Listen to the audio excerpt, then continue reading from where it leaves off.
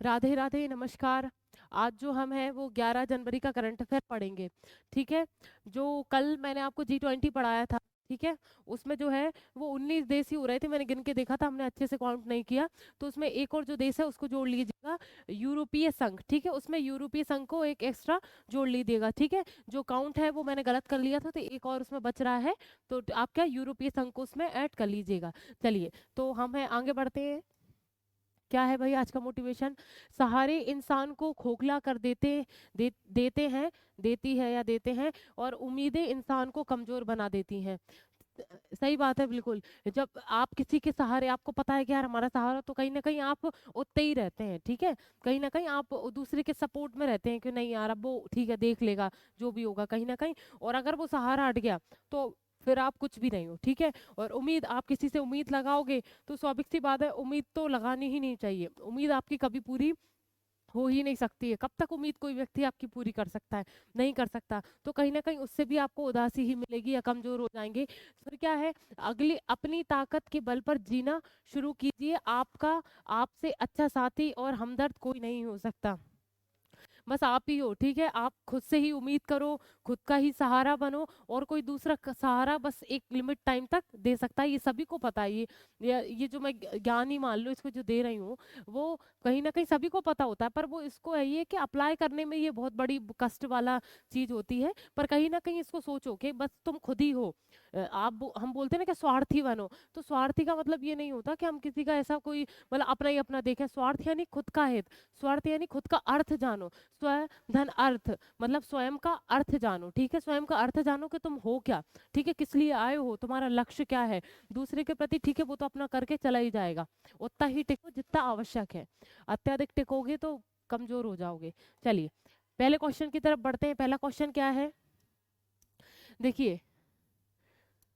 हाँ, पहला क्वेश्चन है, विश्व हिंदी दिवस हर साल कब मनाया जाता है? इसके ऑप्शंस आपके सामने हैं। 8 जनवरी, 9 जनवरी, 10 जनवरी, 11 जनवरी। बताइए इसका आंसर क्या है। इसका जो आंसर है वो है 10 जनवरी। इसका क्या आंसर है? 10 जनवरी को हम क्या मनाते हैं? विश्व हिंदी दिवस मनाते हैं। ठीक है, विश्व हिंदी दिवस मनाते हैं। और जब सबसे पहले जो है 1949 में, जब संयुक्त राष्ट्र की जो महासभा होती है, आपने सभी ने सुना होगा, यूनाइटेड नेशन जनरल असेंबली, उसमें जो है हिंदी का प्रयोग किया गया था, हिंदी भाषा बोली गई थी। तभी से उसको चिन्हित करके, ठीक है, उसको प्रोत्साहन देने के लिए, उस दिन को याद करके हम ये दिवस मनाते हैं, विश्व हिंदी दिवस, जो मनाया जाता है 10 जनवरी को मनाया जाता है। ठीक है। और जो हिंदी बोलने वाले, हमारे विश्व में हिंदी भाषा जो है वो तीसरे नंबर पर आती है। मतलब 600 मिलियन जो लोग हैं वो हिंदी बोलते हैं, और ये विश्व में रैंकिंग के हिसाब से तीसरे नंबर पर आती है। मतलब तीसरे स्थान पर इसके बोलने वालों की संख्या है। ठीक है, और पहले स्थान पर सभी को पता है अंग्रेजी बोली जाती है। चलिए, अगले क्वेश्चन की तरफ बढ़ते हैं।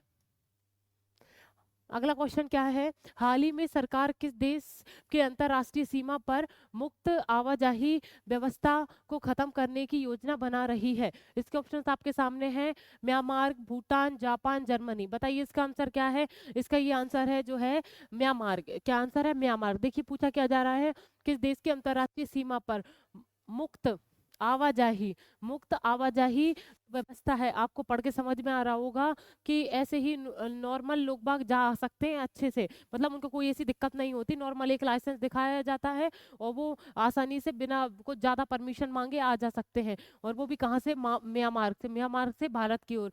तो स्वाभाविक सी बात है, कहीं ना कहीं इसका दुरुपयोग ना हो जाए।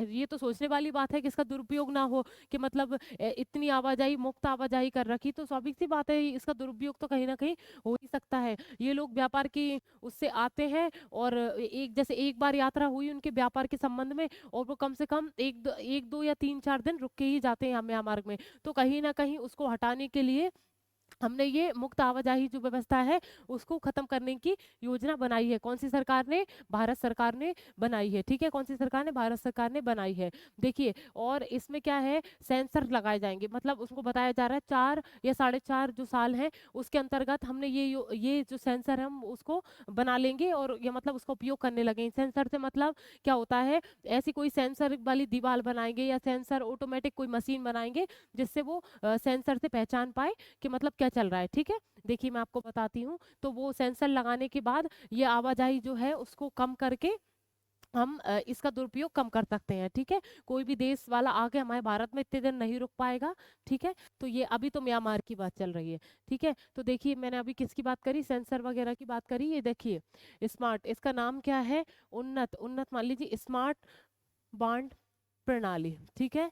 स्मार्ट वांड प्रणाली, ये जो है मैंने अभी आपको बताया कि सेंसर डेवलप करना है, ठीक है। कि जैसे सेंसर हम बोलते हैं ना कि कोई आया, ठीक है, किसी ने जैसे हाथ मत लगाया तो वो सेंसर द्वारा पता चल जाता है, ठीक है, कि मतलब क्या है, क्या चल रहा है, उस पर फिर दोबारा जांच होगी। तो ऐसे जो उपकरण है, ऐसे उपकरण उसको डेवलप करेंगे और वहां पर ऐसी जगह पर लगाएंगे जिससे इन लोगों की जांच पड़ताल हो सके, ठीक है। चलिए तो अभी हम किसकी बात कर रहे हैं, म्यांमार की। चलिए अगले क्वेश्चन की तरफ बढ़ते हैं। यही, हाँ यही क्वेश्चन।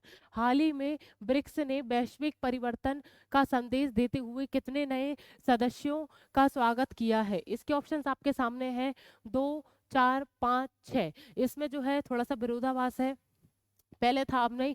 देखिए ब्रिक्स में क्या पूछा गया है, ब्रिक्स ने वैश्विक परिवर्तन का संकेत देते हुए कितने नए सदस्यों का स्वागत किया है। इसका जो आंसर है वो है 7। ब्रिक्स मैंने आपको कल या परसों नरसों की क्लास में बताया था। क्या बताया था, ब्रिक्स बताया था। ब्रिक्स मैंने आपको बताया था 2006 में इसकी स्थापना हुई थी, 2009 में इसका पहला शिखर सम्मेलन हुआ था, 2011 में जो है ब्रिक संयुक्त सॉरी दक्षिण अफ्रीका जुड़ा था 2011 में, ठीक है।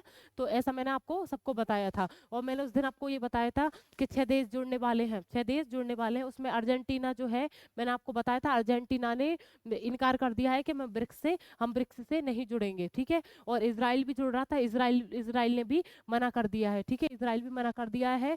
तो मैंने उस दिन आपको 6 बताए थे, 6 में से जो है वो इसराइल हटा लो उसमें से, ठीक है। क्योंकि देखो अब वो पहले की बात, तो अब उसमें अर्जेंटीना भी था, अर्जेंटीना भी हट गया है। आप सभी ने, हमने भी पढ़ा है कि अर्जेंटीना हट गया है, और जो इजराइल है वो भी हट गया है। तो अब कितने बचे, 5, ठीक है। बचे टोटल कितने, 5। जो मैंने लिखाए थे वो ही हैं, बस उसमें से इजराइल हटा लीजिए, क्योंकि उन दोनों ने असहमति जताई है कि हम इसमें नहीं जुड़ेंगे। किस में नहीं जुड़ेंगे, ब्रिक्स पे। तो आप सभी देख लीजिए, उस दिन भी मैंने लिखाए थे कि कितने 5 देश हैं। तो देखिए ईरान, इथियोपिया, इथोपिया, एक मिनट रुको, इथोपिया, ठीक है। इजिप्ट, इजिप्ट यानी क्या, इजिप्ट यानी मिस्र, इजिप्ट, इसको हम क्या बोलेंगे, मिस्र, ठीक है,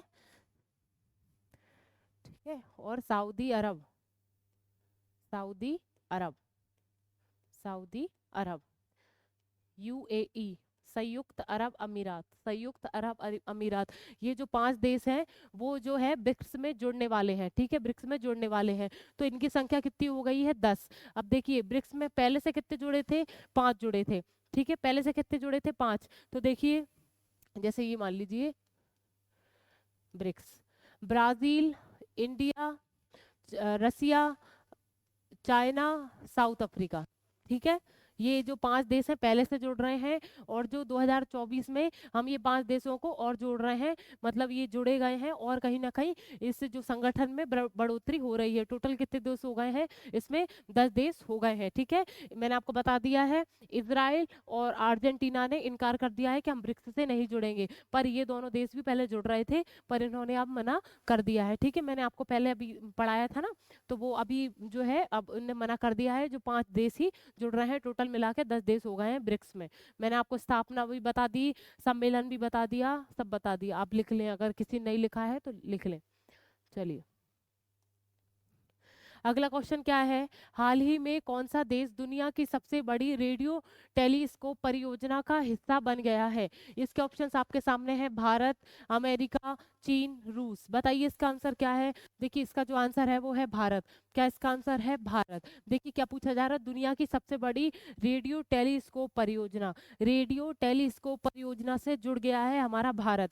तो ये जो क्या है भाई, रेडियो आप सभी जानते हैं कि टेलीस्कोप यानी दूरदर्शी, आप देखते हैं कि रेडियो से रेडियो तरंगे जो है उसको महसूस करते हैं टेलीस्कोप से। तो ये किस पे काम करती है, ये जो हम जिससे संबंधित बात कर रहे हैं, खगोलीय स्थिति से बात कर रहे हैं। खगोलीय जो पिंड है, ब्रह्मांड है, उसमें देखा जाता है कि रेडियो तरंगे कितनी उत्पादित उत्पादित हो रही हैं और उन पर जांच की जाती है, ठीक है। और ये जो रेडियो टेलीस्कोप परियोजना है उसका जो हेड है, मतलब एक संगठन है, उसका नाम क्या है, squared squared kilometre squared kilometre aero ऑब्जर्वेशी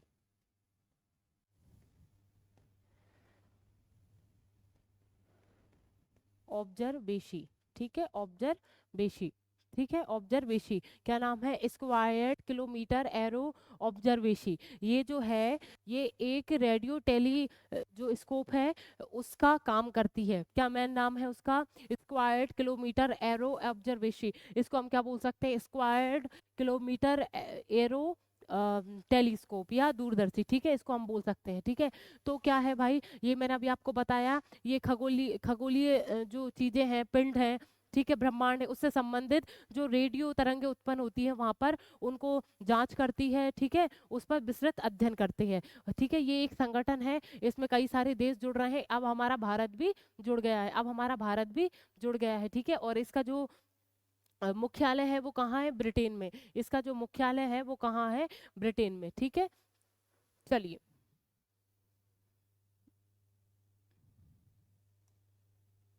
और देखिए अभी आप सभी को पता होगा कि ये हमारा भारत जो है वो कितनी चीजों से जुड़ रहा है, अलग अलग चीजों से जुड़ रहा है। कहीं ना कहीं उसकी बहुत आप देखेंगे तो वो कहीं ना कहीं बिल्कुल सही बात है कि अभी बोला गया था कि 2047 तक हम विकसित हो जाएंगे, ठीक है, हम विकासशील से हटकर विकसित देश हो जाएंगे। और अभी उसकी आप देखेंगे, अगर आप उसको बहुत गौर तरीके से देखेंगे, हमारी भारत की जो विकास हो रहा है तो वो उस सही पथ पर चल रहा है कि हाँ, हमको लग रहा है कि नहीं, हम 47 तक हो जाएंगे विकसित पूरा, ठीक है। क्योंकि जो प्राइम मिनिस्टर जी हैं, आपने देखा हो अभी गुजरात के दौरे पे थे, अभी तत्काल में ही, अभी अभी कल की ही बात है कि वाइब्रेट गुजरात समिट जो हुआ है 2024 में गुजरात में, ठीक है। तो वहां पर उन्होंने उद्घाटन किया उसका, उन्हीं के साथ उनके ये संयुक्त अरब अमीरात के जो राष्ट्रपति हैं नाहियान, ठीक है, मोहम्मद अली जायद अल नाहियान जो थे वो वहाँ पर थे, ठीक है। वो 9 तारीख को वहाँ पर आए थे अहमदाबाद में, और उन्होंने जो हमारे प्राइम मिनिस्टर हैं और वहाँ के राष्ट्रपति हैं, दोनों ने रोड शो किया था। तो कहीं ना कहीं आप देख रहे हैं, और आप अगर उसको देखेंगे, कोई भी प्रोग्राम उनको देखेंगे, कल का आप देखेंगे, उनको सुनेंगे, तो आप समझ पाएंगे कि हम कितनी उन्नति कर रहे हैं। हम जो उनकी जो हमारे मोदी जी की जो सब देशों से एक जुड़ाव है, उनसे उनका एक जो व्यवहार है, सब इतने लोकप्रिय, हमारे मोदी जी इतने लोकप्रिय हो चुके हैं क्योंकि उनका व्यवहार ही है। यूएई से देख लो, हर हर कहीं से, रूस से देख लो, अभी रूस से भी अभी जो जयशंकर जी हैं, जो हमारे विदेश मंत्री हैं, ठीक है, वो वहां पर गए थे रूस में। तो उन्होंने जो अपना प्रोटोकॉल तोड़कर, पुतिन ने, ठीक है, वहाँ के जो राष्ट्रपति जी हैं, उन पुतिन जी ने वहाँ का प्रोटोकॉल तोड़कर उनसे बातचीत की, ठीक है, बातचीत की, और उन्होंने आमंत्रण दिया कि मोदी जी हमारे यहाँ पर आए, ठीक है। तो कहीं ना कहीं लोकप्रियता बहुत ज्यादा है, और भारत का विकास तो फिर वो हो ही रहा है, ईश्वर करे तो बहुत अच्छा। और हम अच्छे बहुत अर्थव्यवस्था में हम अभी 5वें नंबर पे चल रहे हैं, तो अभी देखते हैं, और आगे भी बढ़ते जाएंगे। चलिए क्वेश्चन की तरफ बढ़ते हैं। तो क्या है भाई, तो हाल ही में किस राज्य सरकार ने एक नई ई गवर्नेंस पहल के स्मार्ट को लॉन्च किया है। इसके ऑप्शंस आपके सामने हैं, उड़ीसा, उत्तर प्रदेश, केरल, गुजरात। बताइए इसका आंसर क्या है। देखिए क्या पूछा जा रहा है, ई गवर्नेंस पहल, उसका नाम क्या है, के स्मार्ट का लॉन्च किया जा रहा है। इसका जो आंसर है वो केरल। क्या है इसका आंसर, केरल। केरल में जो है के स्मार्ट जो है उसको लॉन्च किया जा रहा है। एक ये पहल है, ये योजना है, उसको लॉन्च किया जा रहा है। इसमें क्या होगा, इसमें जो सारी भी जो योजनाएं हैं पूरी उस डिजिटल माध्यम में दिखाई देंगी, ठीक है, डिजिटल माध्यम में वो सब जो योजना है वो सब योजनाओं को इंकित किया जाएगा, ठीक है, इंकित किया जाएगा, केरल राज्य की बात चल रही है, ठीक है, उसी से संबंधित ये योजना है। जितनी भी योजनाएं हैं एक डिजिटल प्लेटफॉर्म पर अंकित होंगी, ठीक है सारी। तो वो हम किससे संबंधित है, केरल राज्य से। चलिए अगले क्वेश्चन की तरफ बढ़ते हैं। अगला क्वेश्चन क्या है, हाल ही में किस देश ने चिकित्सा उपकरणों के आयात को सुव्यवस्थित करने के लिए सिंगल विंडो पोर्टल लॉन्च किया है? इसके ऑप्शंस आपके सामने हैं, पाकिस्तान, श्रीलंका, भारत, जापान। बताइए इसका आंसर क्या है? इसका जो आंसर है वो है भारत। इसका जो आंसर है वो क्या है, भारत। देखिए क्या है, चिकित्सा जो उपकरण है उसके लिए कौन सा योजना या पोर्टल लागू किया है, सिंगल विंडो। क्या है, सिंगल विंडो। सिंगल विंडो जो पोर्टल है वो लॉन्च किया है, किसके लिए, चिकित्सा उपकरणों के आयातों के लिए। चिकित्सा से संबंधित जो उपकरण बनाए जाते हैं उनका जो आयात किया जाता है उससे संबंधित एक योजना लॉन्च की है, उसका नाम क्या है, सिंगल विंडो। ठीक है, सिंगल विंडो पोर्टल एक पोर्टल है, योजना है, ठीक है, उनने लॉन्च किया है। और इससे इसका क्या है, इसमें मूल्यांकन भी होगा, इस पोर्टल में प्रशिक्षण भी होगा, बहुत सारी चीज, बहुउद्देशीय ये पोर्टल है, ठीक है। चिकित्सा से संबंधित कोई भी उपकरण, ठीक है, चिकित्सा से संबंधित, इलाज से संबंधित, आप सभी जानते ही हैं, ठीक है। तो उससे संबंधित जितने भी उपकरण हैं उनको आयात की सुविधा के लिए हमने ये पोर्टल लॉन्च किया है। ये मूल्यांकन भी कर सकता है, प्रशिक्षण भी दे सकता है, ठीक है। और जो ये जो उपकरण निर्माण होते हैं उसके लाइसेंस भी देता है, मतलब बहुत सारी चीजें इससे जुड़ी हुई हैं। कौन से देश ने, भारत ने ये किया है। चलिए अगले क्वेश्चन की तरफ बढ़ते हैं। अगला क्वेश्चन क्या है, हाल ही में भारत के पहले पूर्ण गर्ल्स सैनिक स्कूल का उद्घाटन कहाँ किया गया है? इसके ऑप्शंस आपके सामने हैं। पहला है उत्तर प्रदेश, मध्य प्रदेश, हरियाणा, केरल। बताइए इसका आंसर क्या है? इसका जो आंसर है वो है उत्तर प्रदेश। क्या है इसका आंसर? उत्तर प्रदेश। ये भारत का पहला ऐसा सैनिक स्कूल है जिसमें गर्ल्स है, ठीक है। पूरा गर्ल्स सैनिक स्कूल जो है वो खोला गया है, वो कहाँ किया है, उत्तर प्रदेश में खोला गया है। और ये किसके द्वारा खोला गया है? ये हमारे जो रक्षा मंत्री हैं, केंद्रीय रक्षा मंत्री, उनका नाम क्या है, राजनाथ सिंह। क्या नाम है? राजनाथ सिंह। राजनाथ सिंह जो है उन्होंने इसका उद्यापन किया है या लोकार्पण, मतलब उसको नींव रखी है, ऐसा भी कह सकते हैं, ठीक है।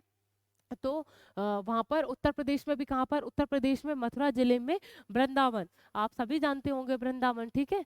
तो तो फिर वहां पर उन्होंने ये सैनिक स्कूल, गर्ल्स सैनिक स्कूल जो है वो उसकी नींव रखी है, ठीक है, उसकी नींव रखी है कहाँ पर, वृंदावन में। तो अब क्या है, जैसे ही ये नींव रख दी है और इसके बाद इनका टारगेट है कि हम 100 गर्ल्स सैनिक स्कूल खोलेंगे, ठीक है। छः नहीं, 100 जो गर्ल्स स्कूल हैं, सैनिक जो स्कूल हैं वो खोलेंगे और उनका टारगेट ऐसा है कि पूरे तो राज्य, केंद्र शासित प्रदेश और निजी निजी कोई संस्था है, स्कूल है, ठीक है, और गवर्नमेंट स्कूल, इससे सहयोग करके ही ये स्कूल खोले जाएंगे। और आगामी समय पर 100 ऐसे स्कूल खोलने का टारगेट इन्होंने बनाया है, ठीक है। चलिए चलिए अगला क्वेश्चन क्या है, हाल ही में सरकार ने ऑटोमोबाइल इंडस्ट्री के लिए पीएलआई योजना की अवधि कितनी बढ़ा दी है? इसके ऑप्शंस आपके सामने हैं, 6 महीने, 1 साल, 2 साल, 5 साल। बताइए इसका आंसर क्या है? क्या पूछा जा रहा है? ऑटोमोबाइल इंडस्ट्रीज, क्या है, ऑटोमोबाइल इंडस्ट्री जो है उसमें पीएलआई जो योजना है वो कितने वर्षों के लिए बढ़ा दी है, कितने महीने के लिए बढ़ा दी है, ये आपसे पूछा गया है। चलिए इसका जो आंसर है वो है 1 साल। इसका क्या आंसर है? 1 साल। जो ऑटोमोबाइल इंडस्ट्री जो है वो आप सभी को पता है, मोटर वाहनों के जो डिजाइन है वो करती है, ठीक है, डिजाइन बनाती है। क्या? Automobile industry. अभी इससे क्या मतलब है? पीएलआई, पीएलआई जो है वो जो इसका एक फुल फॉर्म लिख लीजिए आप, प्रोडक्शन लिंक्ड, लिख लीजिए, मैं लिख दे रही हूँ, लिख लीजिए, प्रोडक्शन, प्रोडक्शन लिंक्ड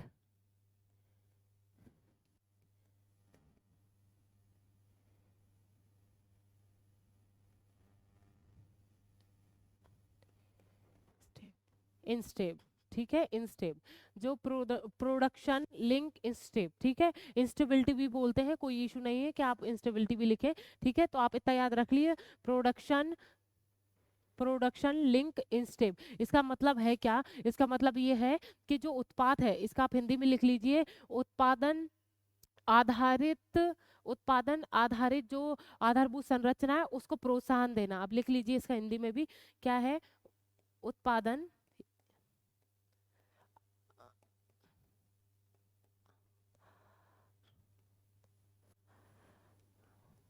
आधारित प्रोत्साहन प्रोत्साहन योजना। ठीक है, प्रोत्साहन योजना। आप इससे आप समझ पा रहे होंगे। देखिए क्या है कि ये जो ऑटोमोबाइल इंडस्ट्री जो है वो डिज़ाइन बनाती है, वाहन बनाती है, तो उसकी जो बिक्री अच्छी हो, उसकी बिक्री को बढ़ाने के लिए ये योजना काम करती है। कौन सी? पीएलआई। पीएल यानी प्रोडक्शन लिंक्ड इंसेंटिव। ठीक है, इसको हम हिंदी में क्या बोलेंगे? उत्पादन आधारित प्रोत्साहन योजना। ठीक है, ये जो उत्पादित होता है, ये जो इंडस्ट्री जो उत्पादित करती है, उसको जो है बिक्री ज़्यादा हो पाए, इसलिए ये योजना काम करती है। इसकी बिक्री अच्छी हो पाए, उसके प्रोत्साहन के लिए काम करती है। ठीक है, और इसी योजना को हमने कितने साल बढ़ा दिए? 1 साल और बढ़ा दिया है। कितने साल? 1 साल और बढ़ा दिया है। चलिए अगले क्वेश्चन की तरफ बढ़ते हैं।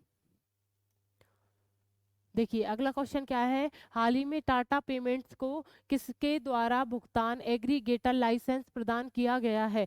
इसके ऑप्शंस आपके सामने हैं। SBI, ICICI bank, HDFC bank, RBI bank. बताइए क्या इसका आंसर? तो बिल्कुल क्लियर आंसर है इसका।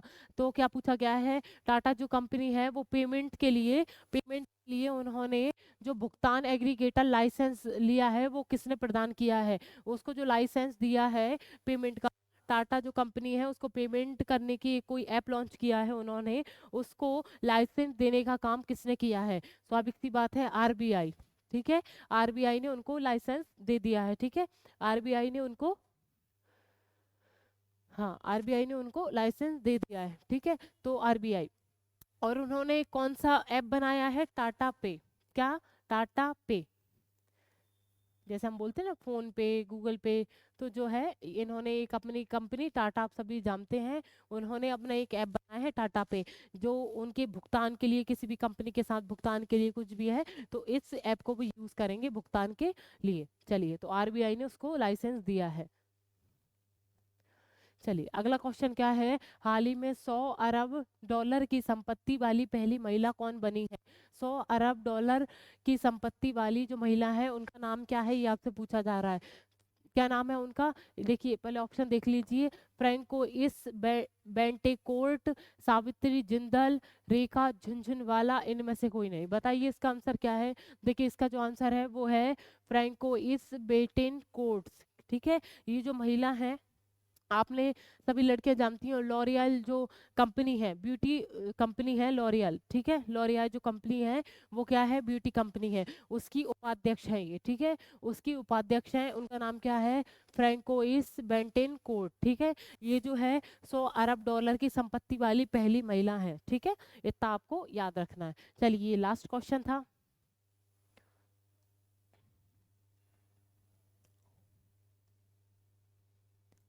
अच्छा ये देखो, ये तो कल का रिपीट हो गया, ये गलती से रिपीट हो गया है। ये तो देखिए, इसका आंसर आपको बताना था। मैंने कल को इसमें क्या दिया था आपको कि ये जो अमृत सरोवर है वो किस वर्ष शुरू हुआ है? ठीक है, किस वर्ष शुरू हुआ है? वो हुआ है 24 अप्रैल 2022। ठीक है, 24 अप्रैल 2022। ठीक है, 24 अप्रैल 2022, 75वें स्वतंत्रता जो हम समारोह मना रहे थे, 75वें वर्ष पर हम समारोह मना रहे थे, तभी हमने अमृत सरोवर का, मिशन अमृत सरोवर का एक ये लॉन्च किया, ये योजना है, उसको लॉन्च किया। किसको? अमृत सरोवर को, मिशन अमृत सरोवर को लॉन्च किया। इसके तहत हम जो है 75, मतलब सरोवर जो है यानी तालाब जो है उसकी बढ़ोतरी करेंगे। ठीक है, बढ़ोतरी जो है हर गांव में, हर जिले में 75 तालाब का पुनर्निर्माण होना चाहिए, और जो उनका जो मरम्मत होनी होनी चाहिए वो होना चाहिए, और अगर आवश्यकता है तो नए निर्माण तालाबों का किया जाना चाहिए। ठीक है, तो इस योजना का ये उद्देश्य है। चलिए अब देखिए, आज का जो है, आज का क्विज इसमें लिख तो नहीं रहा है, पर मैं आपको मतलब हो गया, थोड़ी सी वो दिक्कत हो गई तो इसमें नहीं दिया है। मैं आपको आज क्विज दे रही हूँ अपने हिसाब से, जो है ये देख लीजिए आप सुन लीजिए कि आपका जो क्विज है वो कल के लिए ये है कि अयोध्या में अभी तत्काल, अयोध्या में जो है सभी को पता है राम मंदिर जी का, तो राम मंदिर का, तो अयोध्या का आपको आंसर बताना है। क्या बताओगे आप आंसर? अयोध्या में अभी रामगढ़ी, हनुमानगढ़ी। ठीक है, अयोध्या में अभी हनुमानगढ़ी करके एक मंदिर है, वहां के किस चीज को, किस उत्पाद को जीआई टैग मिला है? किसको? हनुमानगढ़ी। हनुमानगढ़ी। हनुमानगढ़ी जो मंदिर है, ठीक है, वहाँ के किस उत्पाद को, उत्तर प्रदेश में है ये, ठीक है, उत्तर प्रदेश में, वहाँ के किस उत्पाद को जीआई टैग मिला है? जीआई टैग मिला है, अभी हाल ही में मिला है, ठीक है।